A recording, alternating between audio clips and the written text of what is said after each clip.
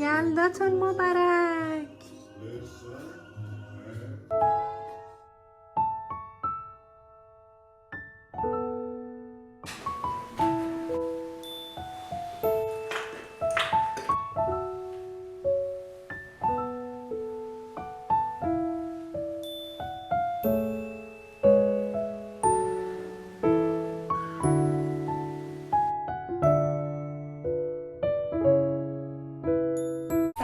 خوش اومدیم به یه ولاگ جدید و به چنل گلنا ولاگز. من اسمم گلناه و خیلی خوشحال میشم که توی این ولاگا با من همراه باشید. امروز 23 دسامبر و روز قبل شب کریسمسه. پیش برام یه بسته اومد از یه برند سکین کری که الان تقریبا یه ساله میشه باهاشون کار کردم و توی پروژه های مختلف باهاشون بودم. خیلی از محصولاتشون راضی هستم که با هم اینو باز کنیم ببینیم که چه محصولاتی فرستادم و معمولا محصولاتی که پوست من میخوره رو میفرستن چون میدونن که تقریبا مثلا من چه چیزایی نیاز دارم و اینا. حالا با هم دیگه باز کنیم.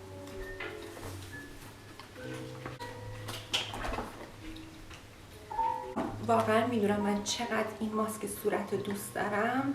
این ماسک صورتشون ماسک کلی ماسکشونه که وقتی میزنی هم منافذ پوستی رو کمتر میکنه و این اویل ابزوربیشنش خیلی خوبه.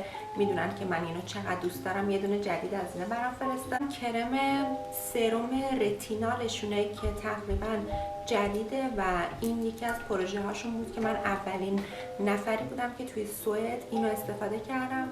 این کرم رو تا حالا استفاده نکردم. کرم روزانه مویسچرشونه و این خیلی لایت روی پوست. دیلی رینکل دیفنس، روکای ریز و تقریبا محو میکنه.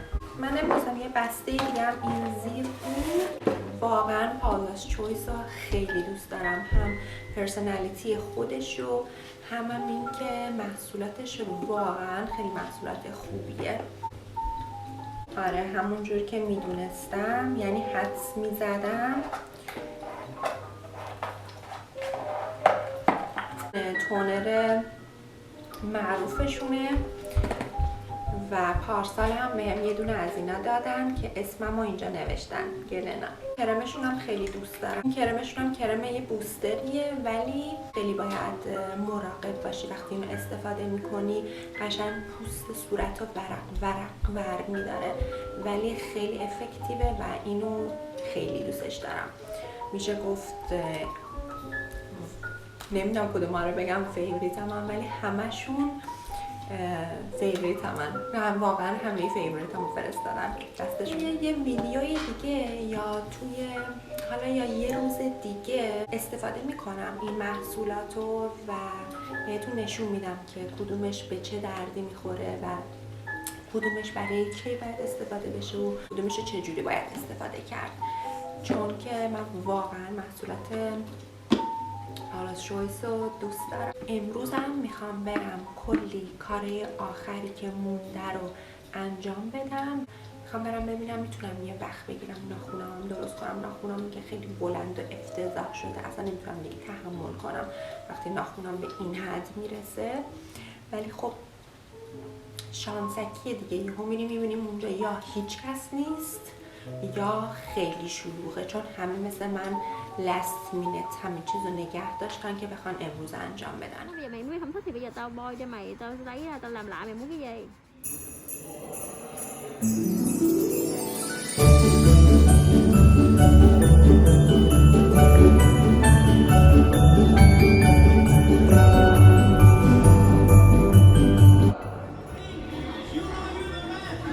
داریم شکلاتمون رو آب میکنیم که بعد مواد لازم رو بهش اضافه کنیم. خب شکلاتمون رو روی این ظرفمون گذاشتیم. الان برای تزیینش از این چوب شورا اینی مارشملوها که اون دفعه نشون دادم، M&M's و یه ذرم از این تزیینیجات بریزیم روی این ببینیم چه جوری میشه.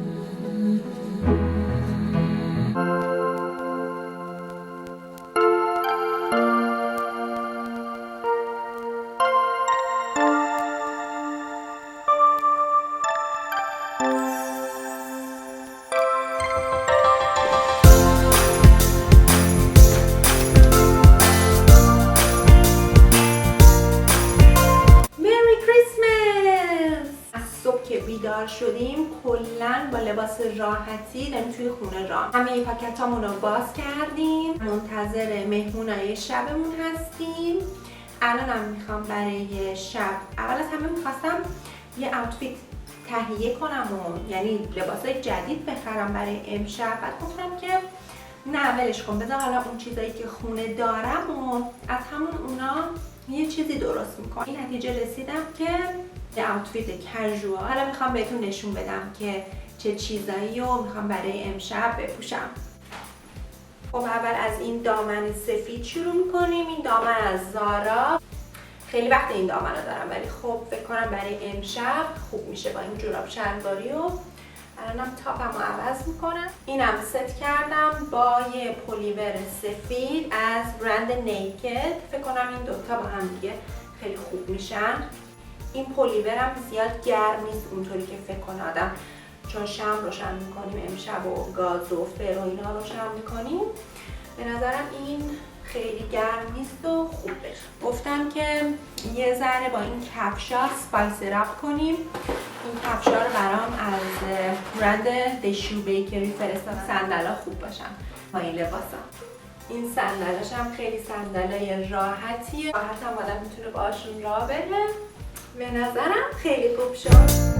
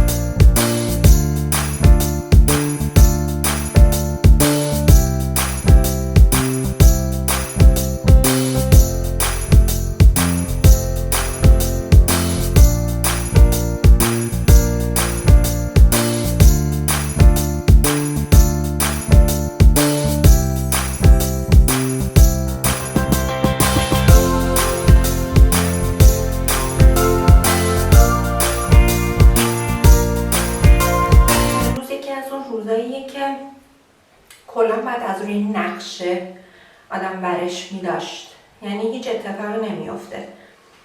یا اینکه من خیلی با حالت سگی امروز صبح بیدار شدم، هرچند که کلی کار انجام دادم. الانم ساعت 1:20 است. گفتم که امروز رو بخوام با یه ذره میکاپ و یه ذره مو به خودم برسم و اینا روز رو نجات بدم. هرچند صبح که بیدار شدم اولین کاری که کردم این بود که یه دونه از کمدامو، یعنی یه دونه از کابینت های آشپزخونه رو ریختم بیرون و مرتبش کردم. اون حسی که به آدم میده وقتی که این کار رو میکنی خیلی حس خوبیه.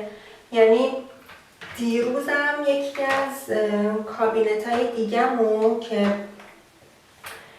خشکبار و اینجور چیزا توش بود و ریختم بیرون، یعنی وسط پنکیک درست کردن. یعنی اصلا نمیتونستم کاری انجام بدم. سریع اون پنکیک رو وسط گذاشتم کنار، شروع کردم تمام کابینت رو ریختم بیرون و هرچی گردو و پسته و کشمش و شکر بود و همه رو جابجا کردم و درست کردم. بعد خیلی بهم حس خوبی داد. گفتم که خب پس امروز شروع میکنم که اون یکی کابینتی که شمع و دستمال و مثلا پیچ گوشتی و آچار فرانسه و اصلا یه چیزی بود واسه خودشون کمده، ولی خب سریع تون همه رو مرتب کردم و اونم خیلی خوب بود به نظرم. خب حالا چیکار کنم امروزم خوب بگذره؟ شروع کردم اول از همه رنگ ریشم رو زدم که خیلی وقت بود نزده بودم. رنگ ریشم رو خودم تو خونه معمولا ماهی 1-2 بار میزنم، به خاطر اینکه اینجا اصلا نمیشه، هم موام زود زود در میاد، هم این که زیاد اصلا دوست ندارم این آرایشگاهی که اینجا برم پیششون. برای همین ترجیح میدم خودم این کار رو انجام بدم. شروع کردم آماده کردم خودمو. قبل از اینکه برم همون گفتم که باید دوباره شروع کنم اون کتاب جورنالینگم رو در بیارم. یه کتاب دارم، کتاب 5 minutes journaling. خیلی اون کتاب رو دوست دارم و خیلی دوست داشتم که مثلا همیشه مثلا داشته باشمش و خیلی دنبالش بودم یه مدتی که بخرمش. خب خیلی چیز جالبی و خیلی چیز خوبیه. یه مدت طولانی هم مثلا مدت طولانی که نه، مثلا شاید 2-3 ماه پشت سر هم خودمو مجبور میکردم که توی این کتابمو هر روز بنویسم. یه قسمت برای صبحش داره، یه قسمت هم برای شبش داره که گفتم حتما بنویسم. شباش رو راستشو بخوایم شاید از یک هفته شاید 4 بارش یادم میرفت بنویسم، ولی خب صبحش دوباره مثلا مینوشتم، توشو پر میکردم. یا بعد دیگه سهل‌انگاری کردم، یه مدت هم مثلا دیگه خودم مجبور میکردم، دیدم نه فایده نداره، آدم کاری که بخواد بکنه رو یا بعد خودش صمیم قلبش بخواد انجام بده یا اینکه اصلا انجامش نده دیگه. مجبور و به زوری که نیست که هیچ چیزی تو این دنیا. Or is it؟ برای همین گذاشته بودمش به عنوان یه تزیینی، کلا هر روزم میدیدمش، ولی اصلا دیگه اون حس اشتیاق و شوق نداشتم که بخوام برم سراغش. دیگه یه تایمی بود که اصلا ازش استفاده نکردم. حالا الان گفتم که پیش خودم گفتم این کلیپس تنها کلیپسیه که موهای منو نگه میداره. این کلیپس هم از ایران خریدم آوردم با خودم. بعد خودش اینو چش زدم، گفتم تنها کلیپسیه که موهامو نگه میداره. 200 تا کلیپس دارم ولی تنها کلیپسیه که موهامو نگه میداره. بعد یه دفعه همه موهام شل شد ریخت پایین. بعد اینو داشتم میگفتم که برای همین یه چند روزیه، حالا نمیدونم به خاطر سایکلمه به خاطر چیه که به خاطر سال جدیده، سال نوه که میخواد دوباره شروع بشه و خب بالاخره آدم یه سری کارا رو دلش میخواسته این سال بکنه یا به یه نتیجه هایی برسه نشده، یه حس آشوبیه انگار توی جونم. ولی خب فکر کنم شروع کنم این جورنالینگ رو دوباره انجام بدم، فکر کنم خیلی مفید باشه، چون این سال جدید رو میخوام واقعا با تلاش بیشتر، یعنی هر کس نگه من امسال رو 2024 رو چه هم 2023 که اصلا نمیخوام بهش فکر کنم و 2024 رو تلاش نکردم توی زندگی، یعنی واقعا ندیده که من چجوری با چنگ و دندون زندگی کردم. و میخوام که امسالم که شروع میکنم امسالم سال خیلی خوبی باشه و به اون چیزایی که میخواستم برسم نرسیدم و دیگه 2025 حداقلش اینه که از اون 10 تا چیز، مثلا میگم اگه 10 تا چیزه به 4-5 تاش برسم، 4-5 تاشو یعنی بتونم تیک بزنم. خیلی از اون چیزایی هم همش مربوط به خودم و شغل خودم و درس خودم نیست. خب بالاخره خیلی چیزاش در مورد خانواده و خانوادگی هم هست، برای خانواده خودمه، برای بچه های خودمه که دوست دارم که بتونم به اون آرزوهام برسم که اونا هم بتونن لذت ببرن یا میدونم که اونا هم خوشحال میشن که بخوام بهش برسن. برای همین اصلا مثلا من که برای کوچکترین چیزهایی که توی زندگیم دارم واقعا همیشه شکرگزاری میکنم و تون اصلا مشکلی ندارم وقتی که میگن که 10 تا مورد که در موردش مثلا gratefully یا مثلا سپاسگزاری، شکرگزاری بنویسم، مثلا مشکل ندارم. من حتی از یخچال خونم که دارم شکرگزارم، از ماشین لباسشویی، مثلا از کاپ قهوه‌م سپاسگزارم، یعنی از از روزم، از آفتابی که از نور، از همه چیز. اصلا برام مشکلی نیست که بخوام اون چیزها رو پیدا کنم، بتونم بنویسم یا ببینم، چون هیچ چیز رو توی این زندگی آدم نباید for granted گرفت که مثلا فکر کنه که خب ببینید که دیگه همه دارن، حالا مثلا چی، حالا مثلا سالمیم، حالا مثلا سلامت داریم. نه خب پول داشته باشی بهتره این که سالمم باشی، پس باید سلامتی تو اول بخوای بعدن پولم بخوای، که پولدار باشی ولی مریض باشی خب چه فایده ای داره؟ مثل همه بقیه مثلا میخوای چه کار بکنی وقتی که نمیتونی لذت ببری، همون پولتو میبری مثلا در خرج دوا دکترت میکنی، خب به چه دردت میخوره؟ برای همین آدم باید از همه چیزایی که داره، از شستش، از دستش، از انگوش، از همه چیزت باید سپاسگزار باشی. و این مشکل رو من هیچ وقت نداشتم که بخوام بنویسم، ولی امروز صبح گفتم قبل از اینکه برم دوشم رو بگیرم من دقیقا همینجا وایسادم، گفتم خب الان دیگه 3 تا چیز بنویس که سپاسگزاری ازش. حالا بهتون کتابه رو نشون میدم، فکر کنم اکثرا همه دیدنش و همه یا دارن یا یه چیزی شبیه به این دارن. مثلا قشنگ فکر کنم یه 15-20 ثانیه فکر کردم به این موضوع که خب من الان از چی سپاسگزارم. اصلا نمیدونستم چی باید بنویسم، اصلا انگار که اون انرژیم گرفته شده بود، انگار که نیاز دارم دوباره به خودم بیام و خودم رو دوباره توی این قضیه قوی کنم و بتونم دوباره برگردم به اون جوری که بودم، به اون حال اشتیاق و شوق و اینسپیریشن و موتیویشنی که داشتم برای زندگی و برای گولام رسیدن، به هدفام رسیدن. فکر کنم مهمه که بخوام دوباره این پرکتیس رو انجام بدم که دوباره بتونم به اون نتیجه ها برسم. که در موردش صحبت میکردم توشو که باز میکنی اولش جمله نوشته، بعدش سپاسگزارم از روز خوبی داشته باشم و daily affirmations I am. شبش هم 3 اتفاق خوبی که در طول روزم افتاده رو مینویسی و چه کاری میتونستم انجام بدم که امروزم روز بهتری میشد.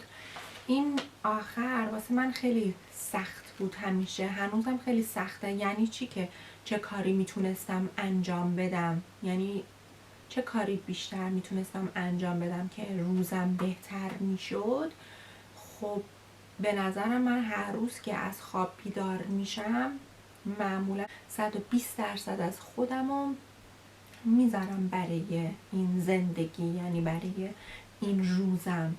برای همین منظورشو نمیفهمم. خب اتفاقایی که پیش نمیاد و چجوری من میتونم تغییرشون بدم؟ اینه که روزانه میتونم بیشتر و بیشتر کار کنم یا بیشتر و بیشتر فعالیت داشته باشم رو به اون هدفم دیگه. برای همین این به نظرم خیلی سخته. اگر شما کسی ازتون هست که میدونه باید دقیق چی بنویسین زیرو به من بگین، چون من نمیدونم. ولی این دیلی افرمیشنش رو خیلی ببینین پره صفحه ها. مثلا می نویسم این 10 تا چیز رو همیشه می نویسم و وقتی که همیشه صبح می رفتیم بیرون با بچه ها میخواستیم بریم مدرسه، خسته بودن یا حوصله نداشتن یا سرد بود یا بارون بود یا هر چیزی که بود یا موتیویشن نداشتن که برن مدرسه، باهاشون این جمله ها رو، این کلمه ها رو بهشون میگفتم. اونا هم پشت سر من باید میگفتن. خیلی موقع ها نمیخواستن بگن ولی خب مجبورشون میکردم که بگن، بعد دیگه راحت‌تر میشد. مثلا I am strong, I am talented, I am creative, I am free, I am abundant, I am worthy, I am kind, I am loving, I am loved, I am happier, I am blissful. مثلا چه چیزای دیگه؟ I am safe, I am wealthy, I am rich, I am beautiful, I am prosperity. خلاصه این کلمه‌ای بود که هم خودم میگفتم و هم با هم دیگه میگفتیم، به عنوان یه چنت میشد دیگه، به عنوان یه آهنگ با هم دیگه میخوندیم. خب اصلا دوست نداشتن، خیلی موقع آدم اصلا دوست نداره احساس تالنتد بودن و احساس سترانگ بودن و اینا رو اصلا نداری هر روز، ولی خب اینا رو تمرین میکردیم با هم دیگه و میگفتیم. فکر کنم که یه ذره کمک میکرد، حداقلش این بود که اون روزمون یه ذره بهتر میشد یا اون راهمون یه ذره بهتر میشد و راحت تر میشد تا برسیم به مدرسه.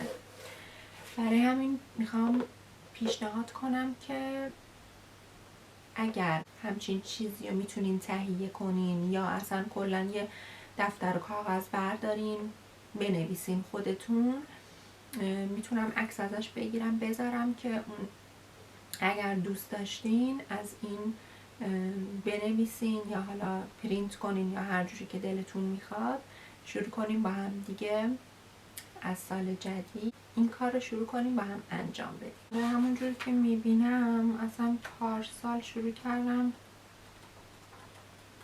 3 ماهش رو نوشتم تا مارچ، تا وسط های نسبتا آخره مارچ، بعد اپریل 3 روزش رو نوشتم، می یه بارش رو نوشتم یه روز دیگه، اصلا ازش استفاده نکردم. خوبیش اینه که بالاش میتونه آدم خودش ریخو بزنه که اینطوری راحت تر میتونی به جای اینکه تقویم باشه همینجور دیگه ازش بگذره نتونی استفاده کنی. امیدوارم که شبش یادم نره دوباره بنویسم توش، ولی میذارمش جلوم، تو هر اتاقی، تو هر جایی هم که رفتم اینو میگیرم دستم که حواسم باشه پرش کنم، یا اصلا میذارمش بغل تختم.